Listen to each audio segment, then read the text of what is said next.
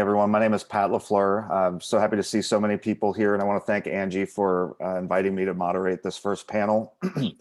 Just a little bit of background on myself. I am a journalist here in the Cincinnati area, writing for WCPO TV. For the first year of my time there, I was on the breaking news desk.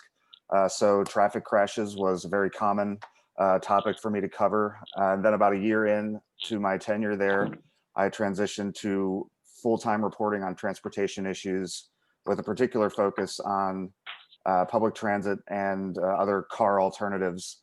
Here in Cincinnati, we're a very, very car-dependent region. So there wasn't a whole lot of media attention to people who do not have or use a vehicle as their primary mode of or a single occupant vehicle as a primary mode of their transportation each day.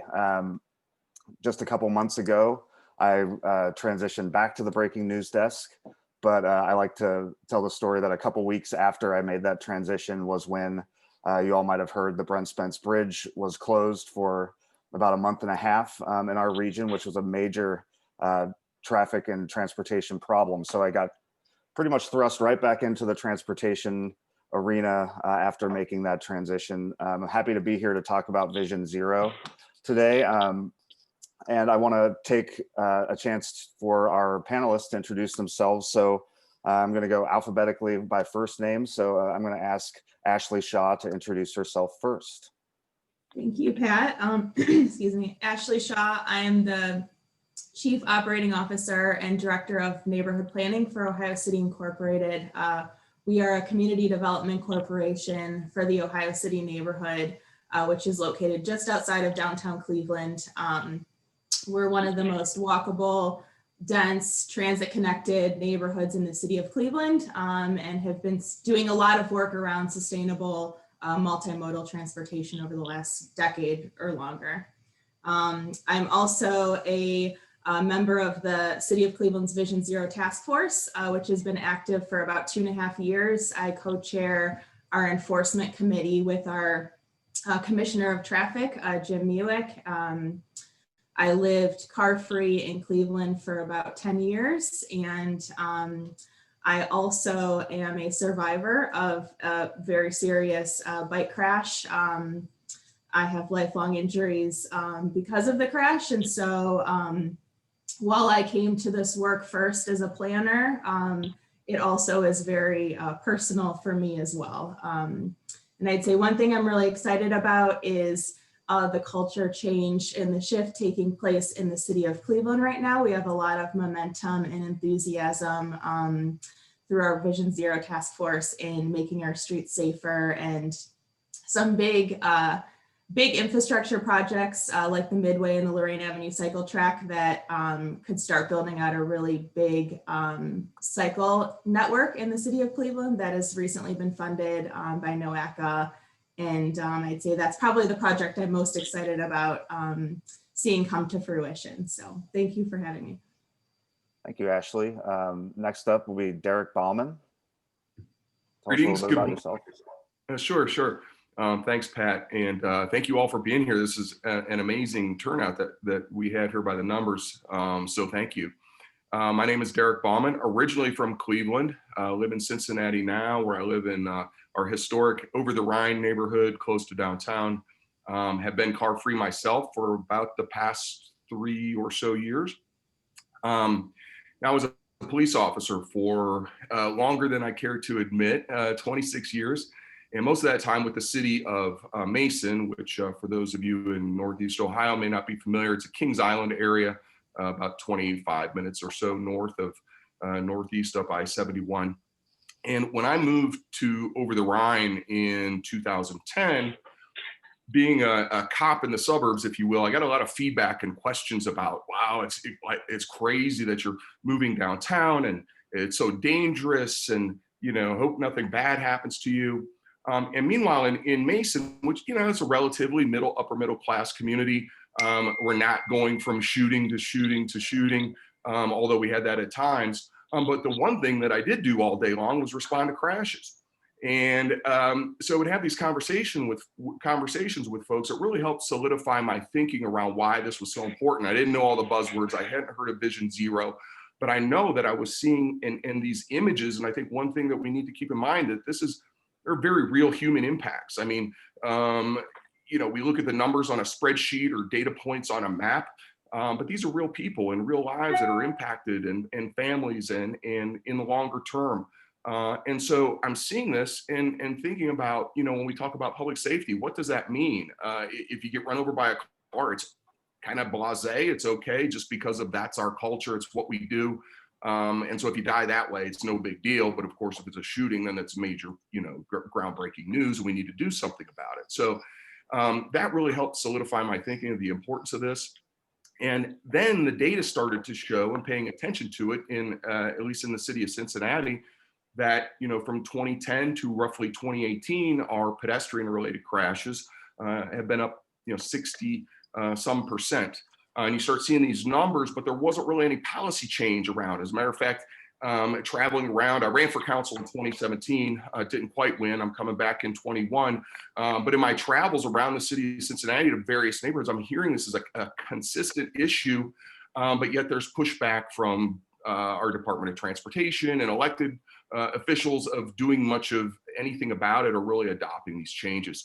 And so I began to push the Vision Zero model for the city, and it really all came to a head. And let me also say thank you all for everybody, especially on Twitter and Angie, of sharing this information. And when we could see what's going on elsewhere, it really helps us make our case locally for folks that are resistant. But for us, it took a crisis. In fall of 2018, we had, I believe, 13 Cincinnati public school students hit by cars, several fatalities, coming or going to school in about an 8-week span. And at that point, decision makers couldn't really ignore me anymore, which I think we're going to talk about it a little bit later on, but then we'll get into the discussion of, what does that mean? It can't just be a talking point. We have to seriously adopt it. But that's kind of how the model came about in Cincinnati. At this point, we've so far just scratched the surface. So there's a lot of work to do. And I think certainly having events like this will help us in these longer range goals. So thank you. All right, thank you, Derek. And then last but certainly not least, we have Maria Cantrell. Hi, everybody. Good morning. It's great to be here. I see a lot of familiar faces, and I'm excited to have an opportunity to be introduced to a lot of folks that don't know who I am. I'm an engineer at the City of Columbus Department of Public Service. I am also the coordinator for our Vision Zero program, which we got started about a year ago, where our director of public service really had a passion to address these serious and fatal traffic crashes. And so she asked me to get this program going, and she sought support from our mayor and our city council to really move a Vision Zero program forward. And we launched in March of 2020, on the same day that our governor had to shut down school. So we kind of started in a really unique time, but nonetheless, it's a cause we need to get going and moving forward on. And over the past year or so, we've been gathering data and have put together working groups. A lot of the folks on here are familiar and have participated in those working groups to sort of, talk about what is happening in our city, what is the data that we have, what's it showing us about when and where and why these worst crashes are happening. And similarly to what Derek said, our fatal crashes are on the rise, and particularly the pedestrian crashes as well. As to date, we know that in 2020, there were 60 fatal traffic crashes in the city of Columbus, not on freeways. So our Vision Zero program does not include like the limited access highways where we have limited authority to what we can change. So we're really focused on what's happening on our city streets. But that number continues to be on a rise. Our population is growing, and we know we have to make a change. And one of the terms I've used, because it's become familiar, is bending that curve, right? So a lot of the language that we've heard with COVID, it translates to Vision Zero, and the idea of we instead of just me, right? Let's think about how our actions affect everybody else on our transportation system and in our network, because we all have to use our streets and our roadways, and we all have a right to get home at the end of the day. And so we are in the process of putting together an action plan. And I forgot to mention to you too that where I'm from, I've been in Columbus as an engineer for the last 20 or so years, but I grew up in the Cleveland area, just as a tidbit for some of you who are from that area. So I have a familiarity there as well. But I worked as an engineer, as a designer for some consulting firms. I also worked for the Ohio Department of Transportation in safety standards there as well. And then, have been at the city of Columbus for about 5 years now. But I'm really excited about this project with Vision Zero to, really focus on making some changes. And so, as I mentioned, we're working on an action plan. It's set to be published and released by the end of this quarter. We're kind of in the process of finalizing it, getting our action strategies buttoned up, and that'll be published. And I'm excited to share that when it comes out. But it's a 2-year action plan, kind of saying, okay, what can we do right now in an immediate next couple of years, especially with COVID right now and everything sort of, in transition. It's what can we do really effectively now, and then let's assess and see what's happened with our action plan, our strategies, and then in 2 years, come out with a next version of our action plan. So that's what I'm really excited about for what we're doing, and looking forward to talking more about what Vision Zero means and how it really will affect change to reduce these worst crashes. All right. Well, thank you so much to all 3 of our panelists. I'm really looking forward to diving into this deeper. I do feel compelled now to mention my connection with Cleveland. I grew up in the northern Kentucky area, but about half of my family lives in either Lorain or Elyria. So, lots of summer trips up to Lake Erie. So just wanted to get that in there because I know that we're a Cleveland heavy group today. But I wanted to start off today. Ashley, you had mentioned that you have some personal experience and some stake in this on a personal level. I was wondering if you'd be willing to share a little more with us about your experience with your crash, and speak a little more to how that has begun to shape your thinking about what Vision Zero means to you as a concept. Sure. So about 3.5 years ago, I was biking home. I was a block from my house, and a distracted driver turned into me in an intersection, causing me to sustain a subdural hematoma, which is a brain bleed for people that aren't familiar. I would say the first couple of days following the crash, my brain was silent. Like, I didn't realize it at the time, but I was having no thoughts. It's really scary to think about your brain shutting off for a couple of days, but I think that helped me not really understand the significance of what I was going through at the time. I'm still recovering 3.5 years later, but the hardest was the first 2 years, and I spent a lot of that time disoriented. I couldn't get words in the right order when I would talk. I couldn't finish my sentences. I was overwhelmed in most situations. I couldn't process what I saw in my peripheral, so I was falling a lot and running into things. I was constantly bruised, broken ankle from a fall, a lot of physical injury, physical symptoms, headaches, fatigue. I had and still have PTSD. The way my doctor described it is that my body was in fight or flight, and my brain didn't yet know that it was safe. And so for about 2 years, as he described it, it felt like my body was reacting as if I was being chased by a bear.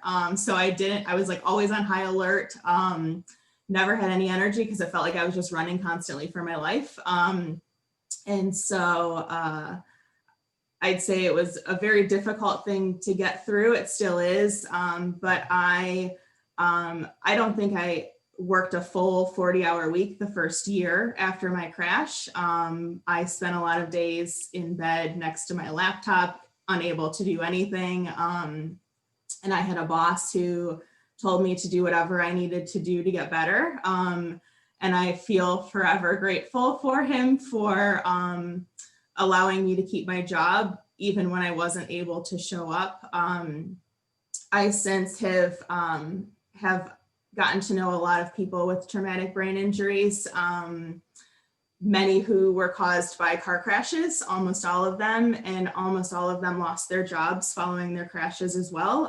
Some their homes, their children after. And so I think a lot about how lucky I was to have somebody that supported me and to continue to have an income. When I couldn't go to work, I couldn't even stand up without feeling like I was going to pass out for months. And so I think about people who are in the service industry or have to clock in and show up in order to collect an income. And if I had to do that, I wouldn't have been able to work for years. And it makes me think a lot about, the people who are seriously injured in our neighborhoods. Many of our crashes occur in our minority, lower income neighborhoods. And I don't know what I would have done if I didn't have an income and the support that I had. And so I think for me, we talk a lot about fatalities, but I don't think we realize the impacts on the people who are seriously injured and survive in the years and years of support that they need after those crashes in order to get by. And so I think it's really important to understand that and to know that it can really impact somebody's life years and years after the crash. Yeah, thank you so much for sharing that experience with us, Ashley. And I definitely want to revisit the idea about how we think about fatalities, but also how we think about these crashes and their lingering impacts after the crash. But Derek, I want to jump to you really quickly because you come from a law enforcement background, and when we think about public safety, traffic safety always, I think you might have started to allude to this in your introduction, but traffic safety sometimes seems to get siloed, right, as this sort of separate area from all the other kinds of public safety risks or hazards that a city faces each day. And I'm wondering if you could talk a little bit about how does traffic safety fit into the larger under the umbrella of public safety, and how did that shape your thinking about or your entry into the Vision Zero world? Sure. Well, I think it's just so easy for us to associate as car drivers because most of us are, right? So when you look at the totality of the criminal justice system, the cops, the judges, the prosecutors all drove to work that day. The police drive around in their police cars, 8-10 hours a day. So it's so easy to associate that. And typically, when you look at the culpable mental states, in other words, I was negligent in my driving. I didn't mean to kill the person. It wasn't on purpose. It was an accident, right? And so it's easy, I think, just as people in the system that we have developed over the last 70, 80, 90 years of the car being in existence, that it's just so easy for us to identify as car drivers and like, there but for the grace of God go I, right? I looked down at my radio for a second and I hit somebody. I didn't mean to. It was an accident. And so there really shouldn't be any consequences about that because it's like, spilled milk. So for me, when you start looking at the statistics and the numbers, we have in the US 35, 40,000 people a year that die from gun violence. And it's almost exactly the same as our crash fatality numbers. So why is it different? Why should it just be that way? Why is it just okay? Why do we just shrug it off? And so, as I mentioned, I think working in a quote unquote safe or the perception of safe neighborhood and then living in a at the time perceived more dangerous neighborhood, people only think about that. At the time, our crime rates in Cincinnati were a lot higher than they are now. And people would, drive down to go to a Reds game or a Bengals game and then get in their car and leave because it's the scary, dangerous city. And really their greatest risk was driving down I-75 on the way there. But we just don't think about it because it's just something that's a part of our daily routine. So I think there's a lot of this is just education. Rome wasn't built in a day. You're trying to turn a battleship. But it's this evolving kind of mindset that needs to change. And this is, in the criminal justice system, obviously it's with how we engineer our streets. And so that has just played a big role, but I think a lot of it's just continuing with the message that it's not okay that we just simply permit 40,000 deaths a year. I mean, we've invaded other countries for a lot less than that in our history. And so I think that's the number one thing. And everybody here really plays a role in that, in our media as well, thanks to folks like yourself, Pat, and others. And so I think we're in time, these mindsets are starting to change. You are starting to hear more of these talking points come out, and folks saying, you know what, it's just not acceptable. And so we need to do it a different way. Yeah, and Maria, I want to jump to you because you come from an engineering background. And when we talk about Vision Zero, and before we go any further, maybe we should just define the term in some broad strokes, right? So Vision Zero, referring, of course, to any policy or approach to traffic design that is intended to reduce serious or fatal crashes down to zero, right? So from an engineering perspective, Maria, can you talk about what was going on, on the streets of Columbus that compelled you and your department to dive into this Vision Zero mission? Sure. I mean, as I mentioned previously, our director really had a passion to,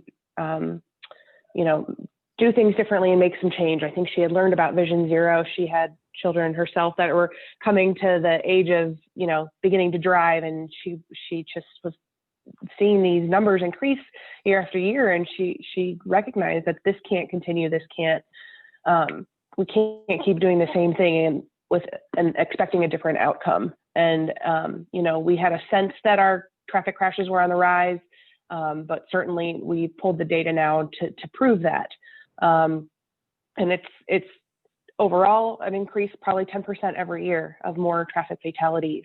And then, beyond that, it's recognizing that like I said, we can't keep doing the same things we've always been doing and expecting a different outcome. And what has been really interesting with Vision Zero is that it focuses the priority on those worst crashes, right? So in the past, I think we've always cared about transportation safety, but it's like, where's the high frequency crash intersections? And ODOT would have like a top 100 list.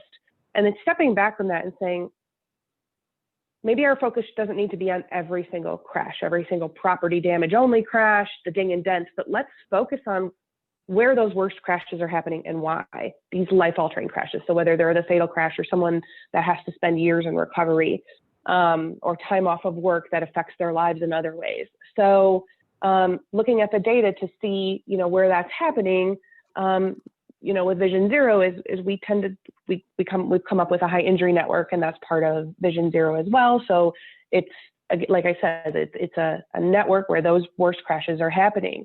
For Columbus, we have about 10% of our street network yields over 60% of those worst crashes. And the severity of those crashes are really tied to speed. And I think you've been hearing in the media over the last year, like even with COVID, there's less traffic, and there are definitely people that are driving faster than ever. And so speed is, I think, from my perspective and a lot of Vision Zero perspectives, is that primary factor that we need to really look at to reduce the severity of those crashes. The faster you go, the more likely you are to get into a crash, and the faster you go, the worse the severity of that crash. And so with Vision Zero, kind of looking to consider how can we get compliance for safe speeds. So, there's all kinds of ways to approach it, whether it's, can we reduce speed limits, and those are tied to state code, or is it, more enforcement? A lot of it is looking at street design and how we can really change the way our streets are designed from that engineering perspective, so that people feel like their natural speed is meant to be slower rather than wide swaths of pavement that looks like a freeway, especially during non-rush hour times, right? You just have 5, 6 lanes of pavement and feels like a freeway or runway. And then also going back to what Derek mentioned, it's culture change too. And it's socially acceptable to speed. Most people you ask them, they're like, oh yeah, I probably drive 5 miles an hour over the speed limit.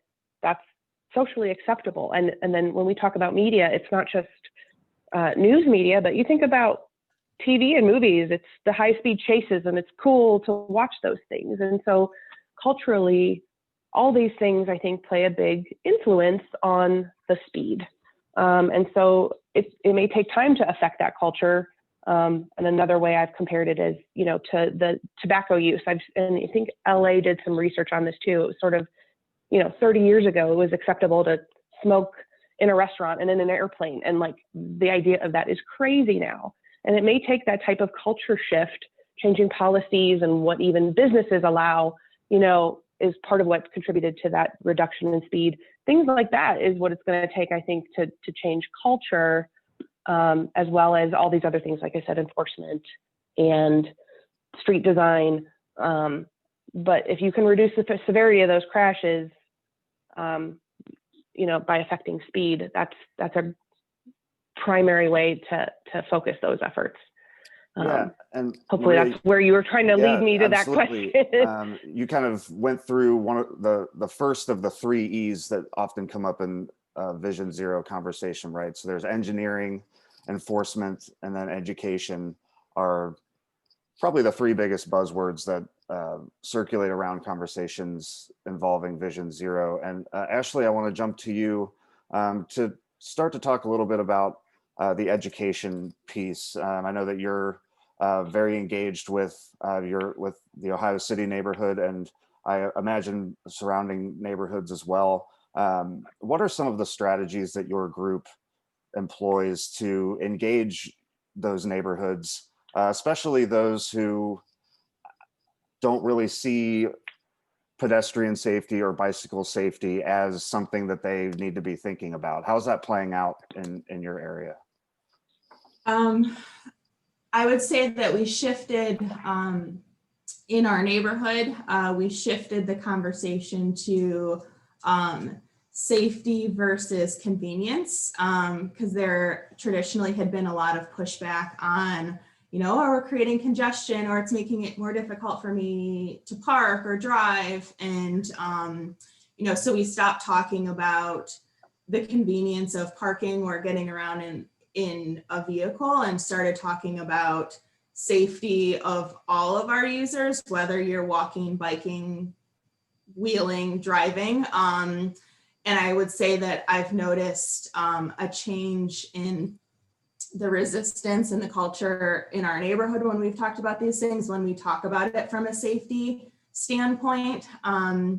In terms of the broader citywide policies in our Vision Zero work, one of the first things that we did is started looking at our data. And I think that also helps to use data and to have a real understanding of the true issues and what's happening in your city. And we put together a story map, which is on, I can drop the link in the chat box if anybody is interested, but we put together a story map that talks about Cleveland specifically and our work around Vision Zero, and that both shares the Vision Zero approach, like thinking about crashes not from a standpoint of preventing collisions, and thinking about it more so as Maria was talking of, like, you know, crashes are going to happen, but how do we reduce the severity of them? Things like reducing speed so that if there is a crash that happens, the person that's hit, if it's a pedestrian or a cyclist, is more likely to survive because they were driving, the driver was driving slowly, assuming that instead of, you know, blaming the human or putting the responsibility on the human, like don't speed, don't be distracted, understanding that we are all human and we do make mistakes and we do make poor decisions sometimes. And so looking at it from a systems approach of how do we design our streets so that our streets are safer. So in case you do make a poor decision, everything around you reduces the severity of that crash. So I think that shift in the way we look at traffic safety, that's a big shift, both in terms of the city and internally, the folks that are working on this work, but also externally in our entire community and the society, that culture change. And I think that's a big piece of it. I think also understanding, and Maria touched on this in Columbus, understanding your high injury network. Resources are limited. We can't change every single street. And so taking that data that you have and looking at where I think almost every single Vision Zero city, if not everyone, has created a high injury network where they can see a majority of their serious crashes happen on just a few corridors. The same is true in Cleveland. In our high injury network, 43% of all fatal and serious crashes happen on just 15 of our streets. And if you zoom into those corridors, even along those corridors, the areas that are least safe are very concentrated. As I mentioned earlier, almost all of those hotspots in our high injury network are located in low income and Black neighborhoods, almost all of them located on Cleveland's east side. So you can see real trends. And as we've learned from the work that Vision Zero has done nationally, looking at those high injury networks and making those your priority for change and educating everybody in your city about the issues are really helpful and starting to shift that culture and build support. I would also say the reason why I share my story, even though it's really difficult and emotional to talk about, is because you have to tie you have to understand that this is human and impacts real human lives. It's not just technical, data, and you hear about fatalities or you hear about numbers, but it's really important as you're trying to shift this culture and educate your community about the issues that you do tie the human stories and the personal stories to this work as well. Yeah, thank you. And Derek, coming from a law enforcement background, I wanted to get your perspective on that third E that we have in mind right now, especially with the way that pretty much every community in the nation right now is thinking about the role that police play in our daily lives broadly. I'm wondering if you can speak to how your experience has led you to think about what is the role of law enforcement in this discussion. Well, and I got a comment in the chat, about that, making the point that it's not just about law enforcement. I agree with that 100%. We tend to be, the police tend to be a lot of times the last resort. You don't know who else to call or what else to do. The roads are how they are. And so we send the cops out when something happens, and they'll go run radar if there was a high, visibility crash or somebody important was involved in it or a child or something. And then, so we have to look like we're doing something, right? The boss would say, okay, go out there and just flood the zone for a week and get everybody slowed down. The analogy I always use is that it's like pinching a garden hose. And when that officer is out there, people see the car, they slow down. But as soon as it's gone, people then tend to, by human nature, drive to the speed that they feel comfortable, regardless of what the arbitrary number on a sign and these types of things. So to that greater point, I think it's our natural reaction. There's speeders on my street, so I call the police. Really, it's the design of the street that's lending to that. And so if you travel around, especially in other nations, and you see where people just have to go slow because there's a speed hump every 20 feet. If you're in some cities in, for example, Central and South America, you just have to. And so if you picture yourself driving down an alley that's barely wider than your car, you're not going to do 60 miles an hour through there. And so I think ultimately that the engineering has historically been given such short shrift And literally, and I'm not I'm not an engineer, but to my understanding, that's basically how engineering school goes. Like the whole point is to move volumes of traffic, not have traffic, and they're just allowed to go. And so when we're designing, especially our city streets where people live, and it was mentioned, about low-income neighborhoods. It's the same thing in Cincinnati. We see it. Another E is equity, because that's the lowest percentage of car ownership. But then it gets into this whole, urban renewal in the 60s and all that whole element where we've basically built highways through neighborhoods. And a lot of times it were these lower income African-American neighborhoods, but yet and the folks there are just trying to walk to school or walk to the corner store. But yet we've designed the streets in a not equitable way for the people racing through at top speed, not to be inconvenienced by a moment. And so I think that's there's been too much focus on the enforcement angle. And then and just finally, I would also mention that in Cincinnati, we have 3,000 lane miles of streets and 1,000 police officers. So even if every cop worked 24 hours a day and did nothing else, it becomes a resources issue, and we just can't afford that. It's not the most effective. And then we know that there have been, traffic stops enforced in a non-equitable way, which opens up a whole other can of worms. And finally, to that point, we have this, it's just a challenge to automate enforcement because of the politics around that. And we've seen in Cincinnati, we have a charter amendment that says that we can't use cameras. And so the enforcement E is just very, very tough. And I think the engineering E always needs to be the capital one at the top of the list. Yeah, thank you. And we've got about 15 minutes before we're going to open it up to questions. I'm seeing a lot of questions starting to pop up in the chat. And I want to ensure everyone that we'll try to get to those as quickly as possible. But I want to spend the last 15 minutes or so before then. I want to ask each panelist about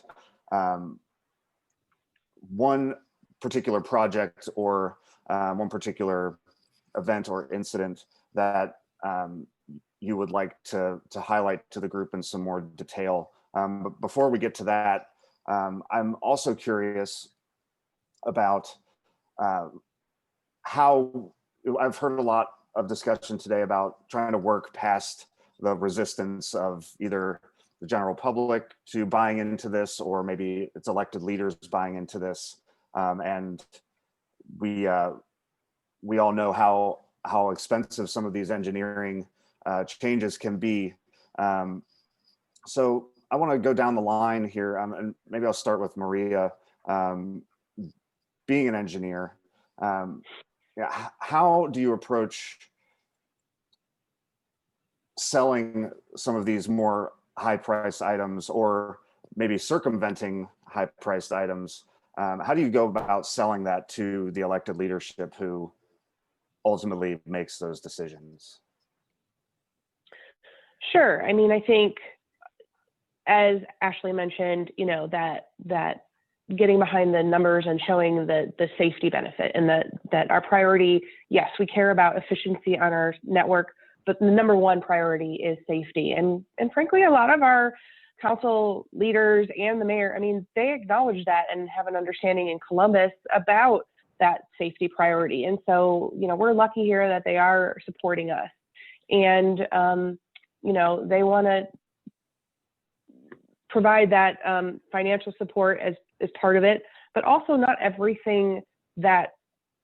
all the tools in the toolbox are necessarily high dollar items. And so, whether it's reallocating space in the street to narrow lanes and provide more space for a cyclist, but then you constrict that pavement for the car, and looking at ways to do that. So maybe it's smaller changes like vertical delineators to maybe constrict that space, and that makes it feel less like a wide open swath. And so things like that can help affect change. The way we increase pavement markings, that can help as well. So you got to work within what you've got, and looking to show visibility and get those lower dollar cost changes can be helpful, as well as changing things like signal timing, where maybe you add a better protected left turn arrow, can affect some of your data that shows if you're having a lot of left turn serious injury crashes at a location. So not everything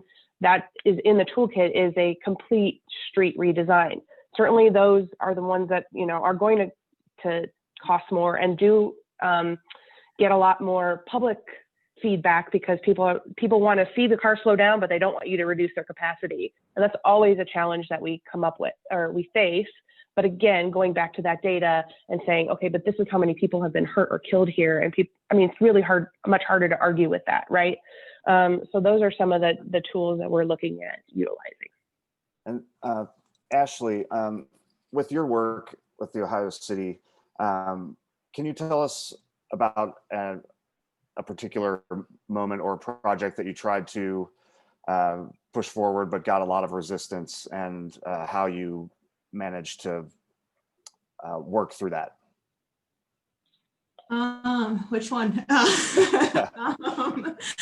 I would say, let's see. One of the, I'd say one of the most challenging, trying to figure out which one I want to talk about. Okay, I would say there's a traffic calming project that we worked with NOACA and the city of Cleveland on it's a residential street. It's actually Angie Street, residential street, but it's long and wide, and the speed limit is 35 miles an hour. And so for years, probably decades, the councilmen have been hearing complaints about people speeding. There's a lot of families that live on the street, schools, churches. Both neighborhoods that it runs through are very walkable, active residents. And so we worked with NOACA to do a traffic calming study to come up with a plan for the street. I would say, Angie's saying, oh no, Franklin Boulevard. It was one of my favorite projects I've worked on. We had a large group of residents who were very active in the planning process, and I think that was helpful. So when we went to the community to talk about slowing down speeds and making the street safer, we had very little pushback. And I think it was because we were coming with a large group of residents who really wanted this, rather than the city or the CDC coming to the community and saying, this is what we're doing, and we're gonna make it a little bit less convenient for you to drive here. But I think it was really the community and resident advocacy that helped get the buy-in from the beginning. I would say, and I think also, everybody was really supportive of each other. So the city of Cleveland staff was really open-minded about some new applications that we hadn't done yet. And we had put in into the plan traffic circles instead of traffic signals, small traffic circles, and raised crosswalks, two things that we've never done yet. And I think that was also really helpful for building trust among us in the city of Cleveland staff with the residents, because we were all open to new ideas and in figuring out what could be best. And actually the city of Cleveland is applying for funding right now to implement that plan. So it's been a couple of years of work on it, but we're really excited to see it actually implemented and built. Very cool. And Derek, you don't just come to this from a law enforcement standpoint, you also are one of the most outspoken advocates in the Cincinnati area on this topic. And I'm wondering if you could speak a little bit to some of the challenges and successes that you've faced as far as lobbying City Hall when it comes to getting buy-in from elected leaders and in this discussion. Sure. Well, and I think Ashley made a great point there. It's certainly been the case in Cincinnati that this has been a very grassroots effort from the beginning. We have 52 neighborhoods in the city of Cincinnati. Most of them have a neighborhood community council, we call them. And these are the things that have been talked about for years. Of course, you know, folks don't necessarily know all the lingo and the buzzwords and those kinds of things, but, you know, basically that they wanted the cars to be slowed down. and especially in a city. People are, you live in a city because it is walkable, and you can use public transit and bike and walk. We've also seen, the data around that it helps our neighborhood businesses because if I drive through at 100 miles an hour, I don't even see the coffee shop there, that if I was going a little slower, I might notice it and stop. But there was a lot of reluctance around it. And I think that one of the important things that we need to keep in mind when it becomes such like after we had our crisis in 2018, it's easy for politicians to just say, okay, we'll do it. We're Vision Zero. And one of the things that we need to keep in mind is that it's not just a slogan. The goal is actually zero. And so, there has to be some internalization of that. There needs to be buy-in from the top to the bottom. We've had some of that, but it hasn't been a clear directive from the top. It's kind of been, we were totally resistant to it. And now it's kind of like, okay, we got to do something because we can't, there's too many kids getting hit. So I think one of the things that we need to do is really hold our elected leaders and also staff and administrations accountable. And say, no, you just can't hang the sign up on the wall and say we're doing it, and then we feel good and you get pat on the head and sent on your way. No, and at times it's going to be painful. There is going to be community pushback at times. People want to be able to do what they want to do, and then they're used to doing it a certain way. And so when you start talking about bike lanes and all this fancy stuff, and then it's kind of the cliche of some grumpy person shaking his fist at the clouds. And so, we really have to internalize it. Elected leaders and our staff really have to internalize it and be willing to take some of that pushback and say, no, this is what we're going to do. But certainly in Cincinnati, we've seen, even in our more maybe neighborhoods that just in general might be more resistant to trying new things, they're now saying, you know what, I've had it. I've had it with the suburbanites racing through my neighborhood and running my kids down. And so really been a bottom-up approach. But I think the accountability and holding leaders accountable is very important. We have to have action, not just words. Okay. So at this point, we're going to switch gears to your questions. I did want to go talk a little bit about specific projects, but I know that we're all here to engage you all in the discussion too. So I think Angie is looking through the questions and she's going to be sending me some here. Okay, here's our first question.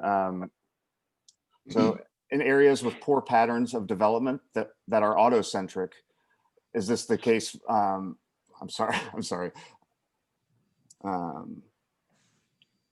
So in areas with poor patterns of development that are autocentric, it's difficult to demonstrate the importance and feasibility of bike and pedestrian infrastructure and improvements. How can we make decisions for a better future? Surely it must be mandated at the state level. So I think the question here gets a little bit to what is the state's role in assisting local municipalities in activating some of these ideas? And Maria, maybe I can let you address that. Being in the Capitol and being an engineer in a transportation department, what are your thoughts on that question? Yeah, I know that the state is working on more walkable, bikeable programs, and so they are actively, coming out with updated plans. They have a strategic highway safety plan and other programs to promote more multimodal options for where they invest their funds. And also, I am aware of, Governor DeWine, he lost a child to a traffic crash. So it's not that he doesn't have an understanding of the importance there either. And I know that a lot of additional funding was used to, I think I've heard the term safety Christmas, where additional funding was provided to ODOT to address some of these locations where the data does show that there have been, a number of fatal and serious injury crashes. So I would say they're working on it. And we certainly, from a city perspective, pursue getting those funds through safety applications. And so where we can show we have the data and and a plan or a project that will help alleviate those crashes, that's something that we regularly pursue. So yeah, there is a state rule that, I mean, they have a lot of the funding, and then that, you know, you got to follow their rules to get to that funding. And if they increase the rules to show, you know, you have to accommodate not just the car, but also the other transit users, that helps increase where the money goes towards those other modes. Thank you. Derek or Ashley, anything to add to that?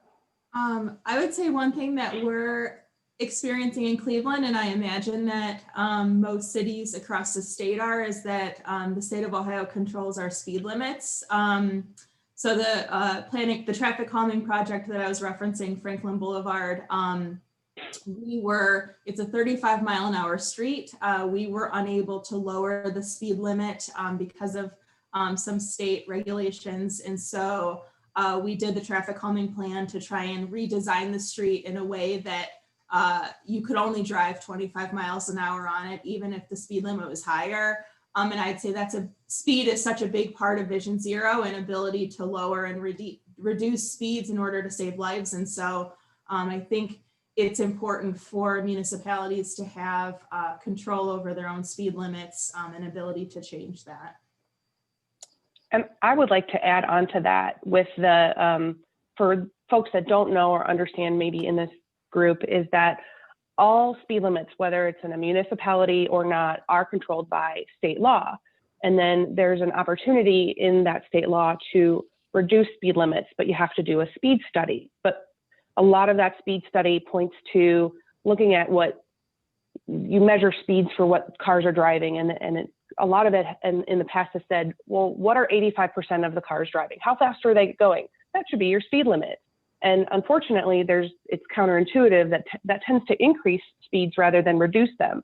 And so ODOT is actively looking at revising what the requirement is to do a speed study and to look at, you know, if the legislation sets a speed at 25 or 35 miles an hour on a municipal street, and there is a desire to reduce it, they're working on revising that process to make it a little bit more clear and a little bit more logical to come out with a safe outcome rather than, you know, counterintuitively increasing those speeds. So that is something that ODOT is currently working on, and I'm sitting on that panel with several other people from around the state to sort of look at that and go, okay, what should this be and what makes sense?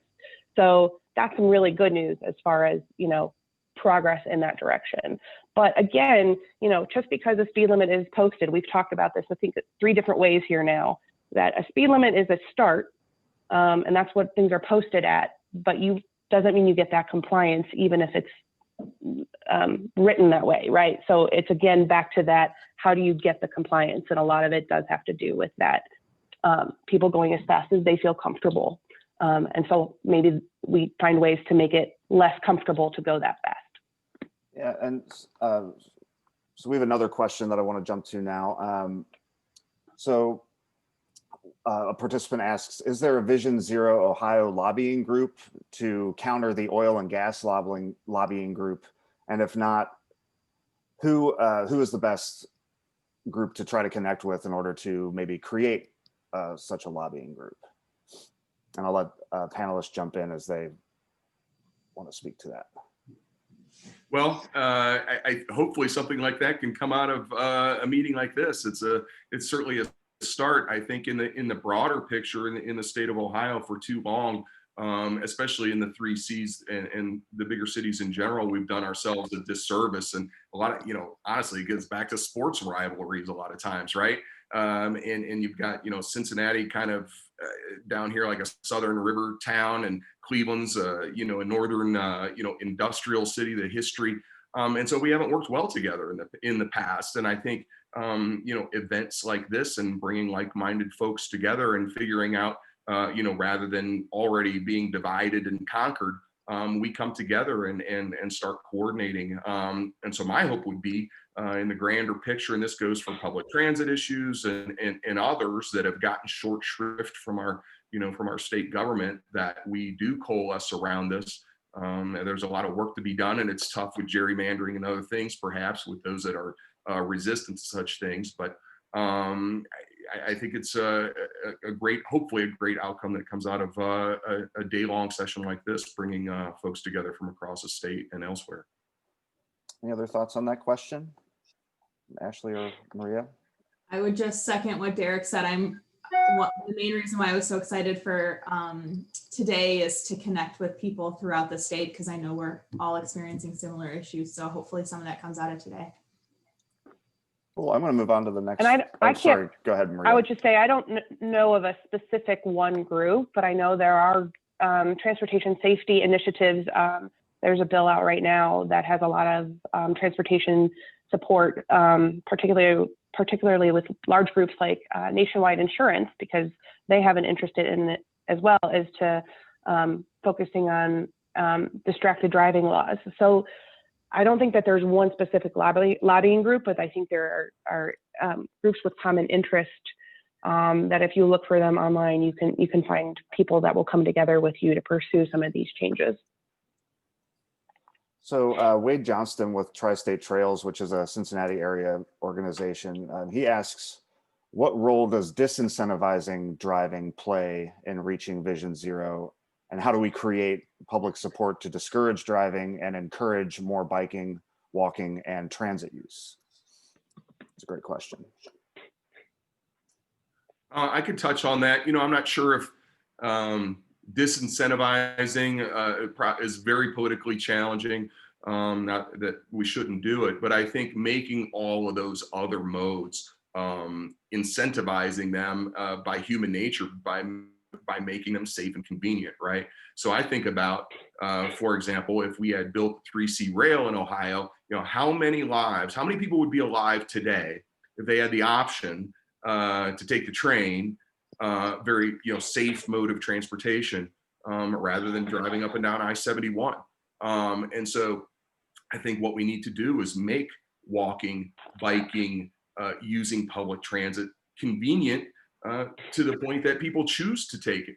And so, it's kind of a chicken or the egg scenario, but I think we're dealing with human nature here in a lot of these things. And so to the degree that we can, incentivize those things, I think it helps to then by nature disincentivize driving. Maria, we have a question specifically for you. One participant is asking if you could talk a little bit more about the 2-year time frame of the Columbus Vision Zero initiative. What are some examples of objectives that fit within that time frame versus maybe a longer time frame that might play out in the future? Right. And I actually shared my email with Annie, but I will probably need to share that with the rest of you too if you have questions after this meeting. But what is our goals were, what can we push ourselves to accomplish in the next 2 years? We have several opportunities to update transportation design manuals to memorialize changes where we want to have more opportunity for separated space for vulnerable users. And it includes, so our action plan isn't limited to just our public service department, but it's in collaboration with our transit authority, our health department, our Columbus schools, police and fire have been involved with us. So part of it is having a better communications and outreach program to bring more awareness to Vision Zero. Some of it, like I said, is changing or memorializing our standards. There's, I think we're looking to address our downtown speed limits within the parameters of our state laws to look at 25 miles an hour for our downtown area for speed limits down there. Right now, they're not all at 25 miles an hour. We're looking to, add more visible crosswalks and improve pavement markings.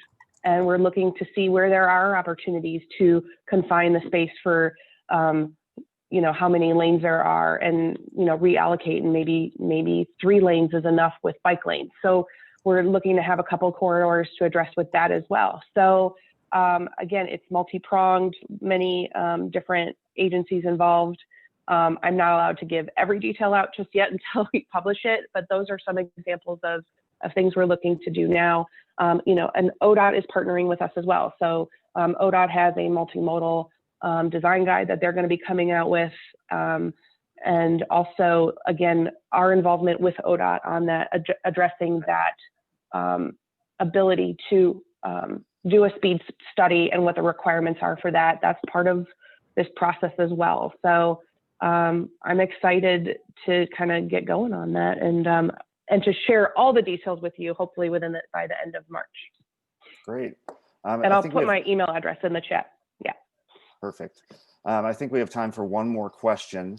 So one participant asked, please address the connection between community urban design, subdivision design, and transportation more largely. It's hard to retrofit sprawl to encourage bike and transit use because the terrain favors the car. Isn't community design where the conversation should focus, not just on the street? So I'll lay that before the panel, and whoever would like to jump onto that question in the last 5 minutes we have, please do. I could touch on it. I think it's a great point. There's been a lot of conversation in the chat around that. One of the things you need to do if you're in a hole, stop digging. So I think going forward, what incentivizing dense development and those types of things, and creating more walkable spaces, and stop creating the conditions for what we've been doing. But I think one of the things is that all of this kind of ties in the broader scope, talking about public transit, active transportation, land use, how enforcement still does plays a role. How does education play a role in doing that? And one thing I want to touch on, Cincinnati Public Schools has actually been one of the first school districts in the country to actually adopt Vision Zero, and they're now working on, in addition to a citywide, district-wide Safe Routes to School plan, also around curriculum. And so that 20 years from now, we're not turning the battleship that young folks, understand, they get it, and it's just how it's done. But I think what we've come to learn is it's not just there's a crash, go send the police out to write some tickets and then call it a day. That all of these things are interrelated, interconnected, and the answer is not this or that, it's yes and. And so to the degree that we make all of these improvements, I think in the longer term, then that's where we really start to make progress. And somebody also mentioned about the car companies and the lobbying and the dollars. Here we are, a bunch of grassroots folks here on our own time doing this. And we're up against these marketing billion-dollar behemoths that tell us that this is the thing to do. And then Angie will tell you how SUVs are giant these days, will run you over no matter what. So all of these things are playing a role. So it's kind of like whack-a-mole, to the degree that we can approach all of those.